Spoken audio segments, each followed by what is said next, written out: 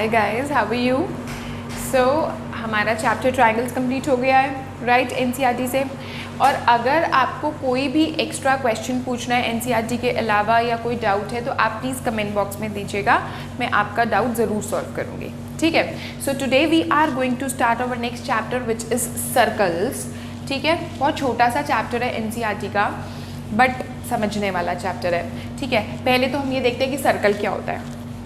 हमने सबने previous classes में हमने पढ़ा है कि सर्कल क्या होता है। दिस इज अ सर्कल, इसको बोलते हैं centre, this is called the centre of the circle, ये भी हमको सबको पता है।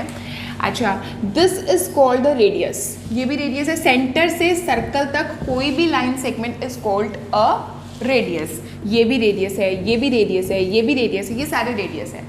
What is a chord? ये सब क्या है? Radius. What is a chord? Chord होता है ये। ठीक है, जरूरी नहीं है कि chord always passes through the centre. ये सेंटर है but chord is not passing through the centre, so तब भी इसको हम कॉर्ड बोलते हैं, लेकिन it may pass through the centre. For example this is also a chord, but आप कहेंगे ये तो डायमीटर है। Yes, this is a diameter but ये कॉर्ड भी कहलाता है। Every diameter is a chord but every chord is not a diameter. क्यों? देखो, कॉर्ड की क्या कंडीशन है? कॉर्ड की ये कंडीशन है कि जो कॉर्ड वो लाइन सेगमेंट है जिसके जो एंड पॉइंट्स है वो सर्कल पे लाई करने चाहिए, चाहे वो लाइन सेगमेंट कहीं भी हो। ठीक है, तो अब डायमीटर के भी तो एंड पॉइंट सर्कल पर है, तो ये कॉर्ड हो गया। लेकिन डायमीटर की ये कंडीशन है कि it should always pass through the centre, right? तो chord does not always pass through the centre, so every diameter is a chord but every chord is not a diameter. Chord और diameter में difference पता चल गया हमको। अब एक new word आता है tangent. Tangent, what is a tangent? Tangent वो लाइन सेगमेंट है जो बाहर सर्कल को एक्सटर्नली एक पॉइंट पे टच करता है, single point. It should be single point like this. ये एक पॉइंट है, तो ये क्या है? मेरी टेंजेंट है। ठीक है, लेकिन ये क्या है मेरी? ये तो दो पॉइंट्स पे टच कर रही है, then this is called a secant. Secant इस बार हम नहीं अभी पढ़ेंगे, हमारा जो मेन लेना देना है इस चैप्टर में वो है टेंजेंट से। So this is called tangent. जो सर्कल को एक्सटर्नली एक सिंगल पॉइंट पे टच करे वो क्या कहलाती है? टेंजेंट कहलाती है, राइट? एक और चीज़ जो बहुत इंपॉर्टेंट है वो ये है कि अगर मान लो ये सर्कल है और ये मेरा रेडियस है, ओ ए रेडियस है, हमें पता चल रहा है, तो जो रेडियस और टेंजेंट के बीच वाला एंगल होता है ना, ये इट इज़ ऑलवेज 90 डिग्री। भाई ये तो सीधा है इसलिए तुम्हें दिखाई दे रहा है कि 90 डिग्री है, लेकिन ऐसा भी तो हो सकता है कि मान लो ये एक सर्कल है और यहाँ पर एक टेंजेंट ड्रॉ हो रही है, ये टेढ़ा है, टिल्ट हुआ हुआ है। ठीक है, तो ऐसा नहीं है कि 90 डिग्री नहीं होगा, ये भी 90 डिग्री होगा एंगल। तो दैट मीन्स रेडियस और टेंजेंट के बीच का एंगल इज ऑलवेज 90 डिग्री, और यही थ्योरम 1 में हमको प्रूव करना है। This is what we want to prove. A tangent at any point of circle, tangent at any point of circle. अब देखो, ये जो पॉइंट होता है ना जहाँ पर ये टेंजेंट सर्कल पे ये मीट कर रहा है बाहर, this point is called point of contact. This is very very important. This point is called point of contact. ठीक है, so a tangent at any point of circle is perpendicular, या is से हमें prove करना है, is perpendicular to the radius through the point of contact. तो point of contact पे मतलब ये 90 डिग्री का एंगल बनता है, ये मेरे को प्रूव करना है, ये होता है और ये मेरे को यहाँ पर प्रूव करना है। थ्योरम का मतलब समझ आ गया होगा अब तो अब ये प्रूव करने का क्या तरीका है इसमें? एक चीज़ हमें अभी मैं स्टार्ट करने से पहले एक और चीज़ रिमाइंड करवाना चाहूँगी, जो 9th क्लास में हमने एक चीज़ करी थी। क्या की थी कि मान लो अगर ये एक लाइन है, ये पॉइंट है, इस पॉइंट से अगर मैं यहाँ पर डिस्टेंस देखूँ, ये भी होता है, ये भी होता है, ये सारे डिस्टेंसेस हैं। ठीक है, और अगर मैं इनको मेजर करती हूँ तो जो परपेंडिकुलर वाला डिस्टेंस होता है ना, that is the shortest distance. बाकी सब डिस्टेंस, चाहे वो इतना पास ले लो, तुम इतनी दूरी पे ले लो, चाहे तुम इतनी दूरी पे ले लो, ठीक है, लेकिन सबसे छोटा डिस्टेंस तो वही होगा जो 90 डिग्री के एंगल पर है। ठीक है। सो इसकी थ्योरम क्या थी? इसकी थ्योरम ये थी, of all the line segments that can be drawn from an external point towards a line, the perpendicular line is always the shortest. ठीक है, तो ये चीज़ हम इस थ्योरम में यूज़ करने वाले हैं। कैसे? फॉर एग्जाम्पल, अगर मैंने एक सर्कल ड्रॉ किया इस तरह से, ठीक है, अगर मैंने ये सर्कल ड्रॉ किया अ tangent at any point of a circle, तो मैंने यहाँ पर एक टेंजेंट बना दी, ठीक है, ये है मेरी ए बी, और यहाँ पर ये पॉइंट ऑफ कॉन्टैक्ट है और ये है मेरा सेंटर ओ। ठीक है, a tangent at any point, tangent किस पॉइंट पर है? पी पॉइंट पर है। तो गिवन में क्या हो गया मेरा कि एक तो मेरे को सर्कल दिया हुआ है जिसका सेंटर ओ है एंड रेडियस आर है। इसका क्या मतलब है? सी और आगे ब्रैकेट में O comma R, this is O naught zero, O comma R मतलब a circle is given with centre O and radius R, इसको ऐसे बोलते हैं। ठीक है, तो दिस इज गिवन, ठीक है, इट इज गिवन एंड और हमें क्या दिया हुआ है कि एक ये लाइन दी हुई है, टेंजेंट दी हुई है। हमको क्या प्रूव करना है कि जो ओपी है, जो रेडियस है मेरा, it is perpendicular to A B, ये मेरे को प्रूफ करना है, राइट। अभी हम मैं क्या करूंगी, I take a point Q which is outside the circle, लिखते हैं साथ साथ, we take a point Q outside the circle, outside the circle भी ले रही हूं और ऑन ए बी भी ले रही हूं, यानी यहां पर, ठीक है। Then we join OQ which means, मैंने OQ को ज्वाइन कर दिया like this, which means the circle at R, यानी जब मैं OQ को ज्वाइन कर रही हूं तो it will meet the circle, ये सर्कल पे मीट करा और इस पॉइंट को मैंने R नाम दे दिया।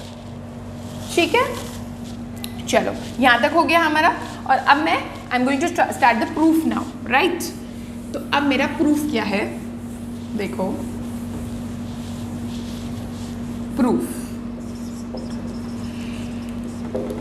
जो OQ है मेरा, ये OQ, इसको मैं ब्रेक करके क्या लिख सकती हूँ, OR प्लस RQ। ठीक है, इसका मतलब जो OQ है वो ग्रेटर देन OR है। क्यों?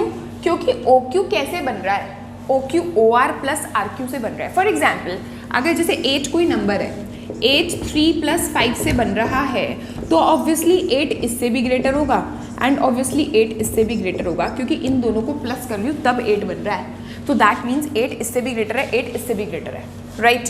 तो इसी तरह से जब OQ इन दोनों को मिला के बन रहा है, तो that means OQ is greater than OR also and OQ is greater than RQ also, but OQ greater than RQ हमको नहीं चाहिए, मेरे को इससे लेना देना है, तो मैंने सिर्फ यही लिखा। ठीक है, बट जो OP है वो तो OR के इक्वल है। क्यों? क्योंकि दोनों ही रेडियाई हैं ऑफ द सेम सर्कल।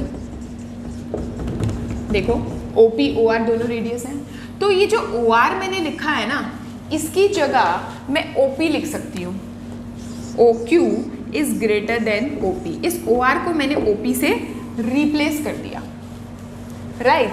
तो दैट मीन्स मैंने ये प्रूव कर दिया कि जो OQ है वो OP से बड़ा है, जो OQ है वो OP से मेरा बड़ा प्रूव हो गया। ठीक है, अच्छा, मैंने अभी ये बताया था कि of all the line segments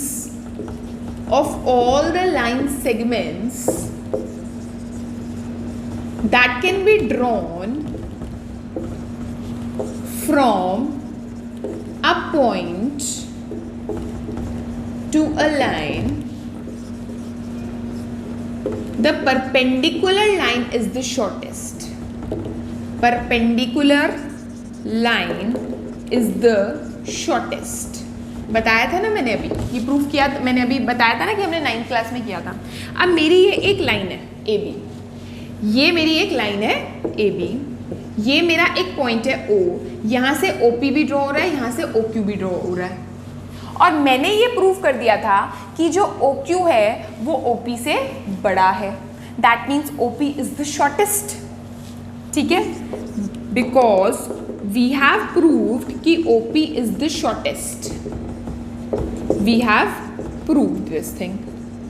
तो जब ये शॉर्टेस्ट है तो इसका मतलब क्या है कि perpendicular line is the shortest. Shortest वाली लाइन क्या होती है? परपेंडिकुलर वाली लाइन होती है। और मैंने प्रूव कर दिया कि OP इज द शॉर्टेस्ट, तो देयरफॉर जो OP है वो परपेंडिकुलर टू AB है। Therefore OP is perpendicular to AB, right. तो दोबारा से देखते हैं। सबसे पहले मैंने OQ को ब्रेक किया था OR प्लस RQ में। फिर मैंने आपको बताया कि जो OQ है वो ग्रेटर देन OR है, क्योंकि इन दोनों के प्लस से OQ बन रहा है। इस OR को मैंने रिप्लेस कर दिया OP से। मैंने ये प्रूफ कर दिया कि जो OQ है वो बड़ा है OP से। और जब भी कोई लाइन, अब मतलब इसका मतलब अगर मैं कोई से भी लाइन ले लेती वो सारी बड़ी होती OP से। दैट मीन्स मैंने ये प्रूव कर दिया कि OP जो है वो सबसे छोटा है। और जब OP सबसे छोटा है तो मैंने ये बोला कि perpendicular line is always the shortest line, और जब शॉर्टेस्ट है OP तो that means OP will be the perpendicular. So OP is perpendicular to AB। तो यही प्रूव करना था कि टेंजेंट एट एनी पॉइंट, यानी जो ये टेंजेंट है AB, it is perpendicular to the radius, that means OP is perpendicular to AB. So this is my theorem 2 of NCERT book. Lengths of tangents drawn from an external point to a circle are equal. यहाँ पर तो ये चीज़ हमको prove करनी है, and वैसे ही इस चीज़ का हम एप्लीकेशन करेंगे क्वेश्चंस में। इसका मतलब क्या है कि अगर कोई सर्कल है और एक्सटर्नल पॉइंट लेना है, सर्कल से बाहर एक पॉइंट लेना है, दैट मीन्स अगर मैंने ये पॉइंट ले लिया P, तो टेंजेंट्स, देखो टेंजेंट्स बोल रहे हैं, तो दैट मीन्स इस P से तुमको दो टेंजेंट्स बनाने हैं। वो मैंने बना दिए PA और PB, ठीक है। दो टेंजेंट्स बना दिए, उसके बाद वो कह रहे हैं इन दो टेंजेंट्स की जो लेंथ है, the length of the tangents drawn from an external point to a circle, same circle पे एक्सटर्नल पॉइंट से दो टेंजेंट्स बनाने हैं और उन टेंजेंट्स की लेंथ जो है वो इक्वल है, ये मेरे को प्रूव करना है।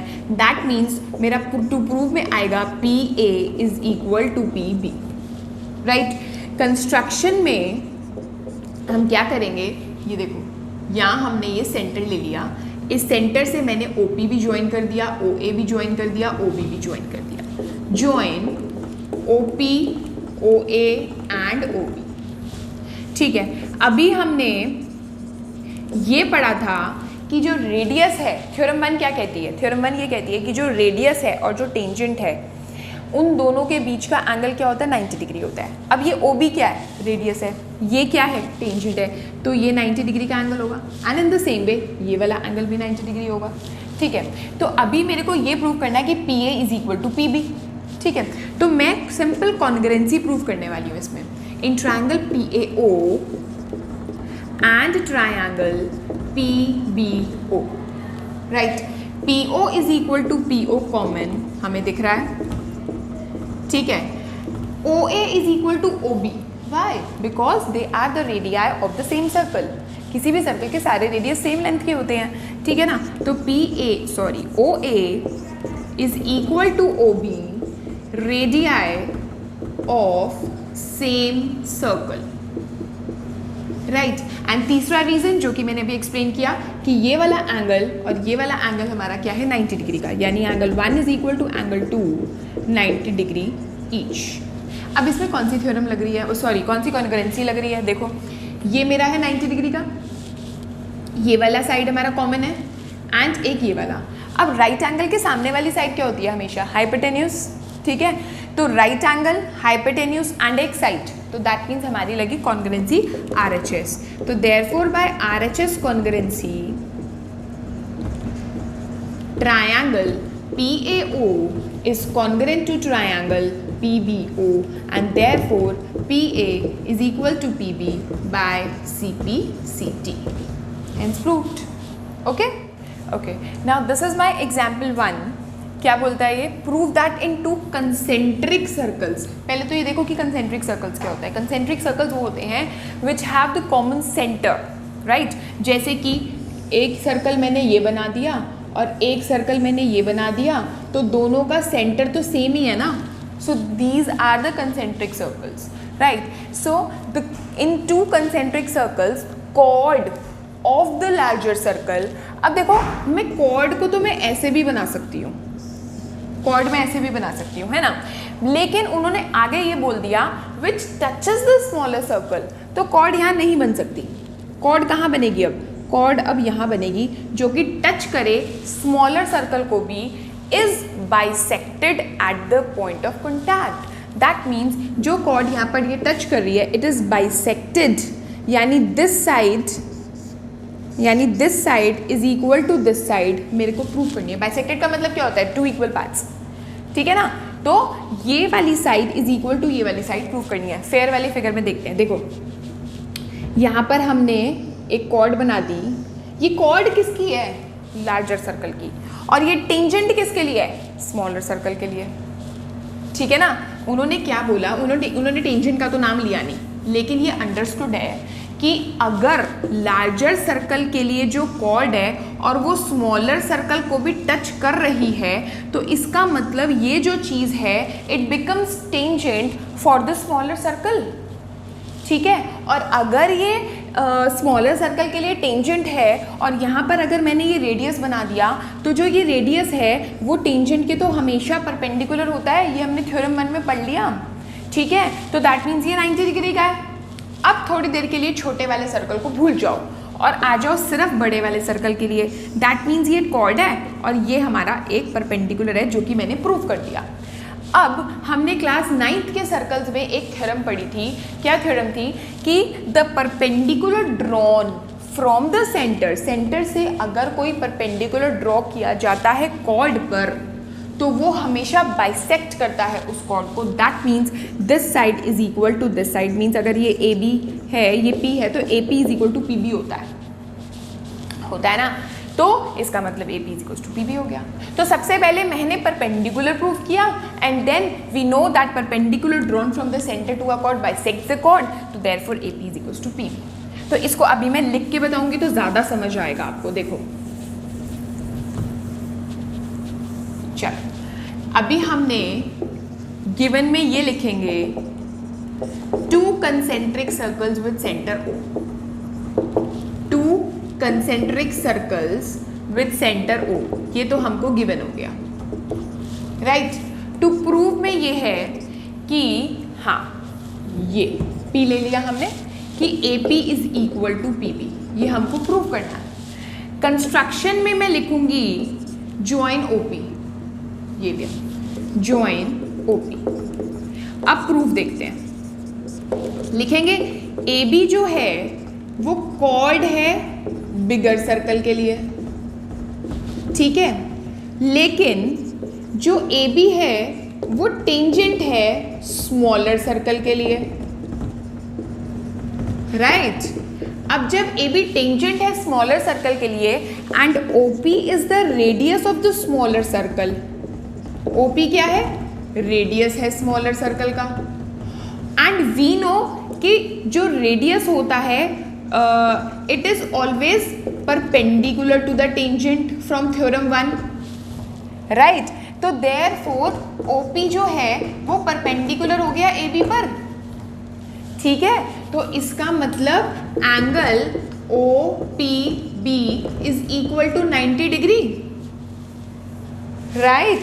इतनी चीज प्रूव हो गई हमारी, ठीक है. अब आगे चलते हैं. आगे हम ये करेंगे, हमने ये प्रूव कर दिया कि जो OPB है वो 90 डिग्री है, ठीक है. एंगल OPB 90 डिग्री है. Now we know that perpendicular drawn from the center of the circle to the chord bisects the chord. क्या मतलब है इसका? दोबारा बताती हूँ कि अगर ये कोई सर्कल है और ये एक chord है AB और ये सेंटर है, सेंटर से अगर मैं कोई परपेंडिकुलर ड्रॉ करती हूँ chord के ऊपर, मैं बिगर सर्कल को ही ले रही हूँ, मैं स्मॉलर को ले ही नहीं रही अब, ठीक है. तो वो क्या करता है? इस कॉर्ड को बाइसेक्ट करता है. तो दैट मीन्स जो हमारा OP है, therefore जो OP है it will bisect the chord AB, तो therefore AP is equal to PB, hence proved. So guys, that's all for today, and in my next video I'll be explaining you example second and example third, which are very important, और उसमें बहुत कुछ है समझने वाला. ठीक है? So till then, bye bye, see you.